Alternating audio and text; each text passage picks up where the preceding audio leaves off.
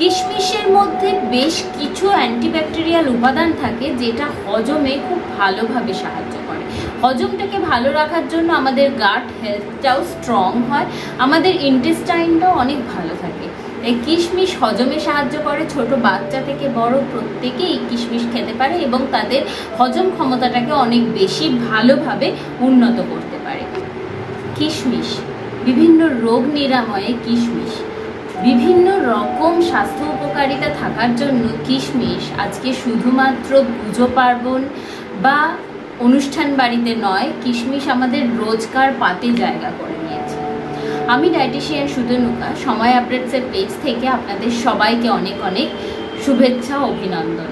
আজকে আমি কিশমিশ নিয়ে আপনাদের সাথে কথা বলবো। কিশমিশ এমন একটা খাবার যেটা হালকা মিষ্টি স্বাদ, ড্রাই ফ্রুট, যেটা আমাদের স্বাস্থ্যের জন্য খুবই ভালো। বেশ কিছু কঠিন কঠিন রোগ সারাতে কিশমিশের বিকল্প কিছু হতে পারে না।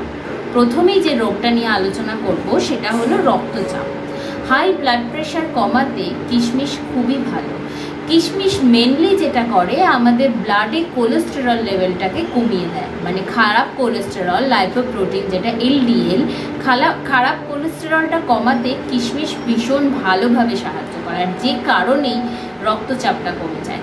রক্তচাপ কমে যাওয়ার সাথে সাথেই আমাদের হার্টের উপর চাপ পড়ে না, হার্টের স্বাস্থ্যটাও ভালো থাকে এই কিশমিশটা খাওয়ার জন্য। তাই কিশমিশ শুধু রক্তচাপ কমাতেই নয়, হার্টের স্বাস্থ্য ভালো রাখতেও ইকুয়ালি ইম্পর্টেন্ট। নেক্সট হলো ডায়াবেটিস রোগী। ডায়াবেটিস রোগীদের জন্য কিন্তু কিশমিশ খুব ভালো অপশন, মানে মিষ্টি উল্টোপাল্টা মিষ্টি না খেয়ে সেই জায়গায় ওনারা যদি একটা বা দুটো কিশমিশ খান তাহলে কিন্তু সেটা খুব হেলদি অপশন হতে পারে। তবে কিশমিশের জিআই কিন্তু খুব কম নয়, গ্লাইসেমিক ইন্ডেক্স কম থেকে মাঝারির মধ্যেই থাকে।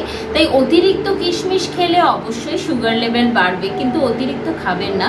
সামান্য একটু এর এই হালকা মিষ্টি ভাবটা কিন্তু ডায়াবেটিস রোগীদের যে মিষ্টি খাওয়ার প্রবল ইচ্ছেটা হয় সেটা কমায়, মানে সেটাকে করে দেয়, মানে খাওয়ার ইচ্ছেটা ঠিকঠাক করে দেয়, নিউট্রালাইজ করে দেয়, আর সুগার লেভেলটাও খুব একটা বাড়তে দেয় না। নেক্সট হচ্ছে হজমে সাহায্য করে। কিশমিশের মধ্যে বেশ কিছু অ্যান্টিব্যাকটেরিয়াল উপাদান থাকে যেটা হজমে খুব ভালোভাবে সাহায্য করে। হজমটাকে ভালো রাখার জন্য আমাদের গাট হেলথটাও স্ট্রং হয়, আমাদের ইন্টেস্টাইনটাও অনেক ভালো থাকে। এই কিশমিশ হজমে সাহায্য করে। ছোট বাচ্চা থেকে বড় প্রত্যেকেই কিশমিশ খেতে পারে এবং তাদের হজম ক্ষমতাটাকে অনেক বেশি ভালোভাবে উন্নত করতে পারে।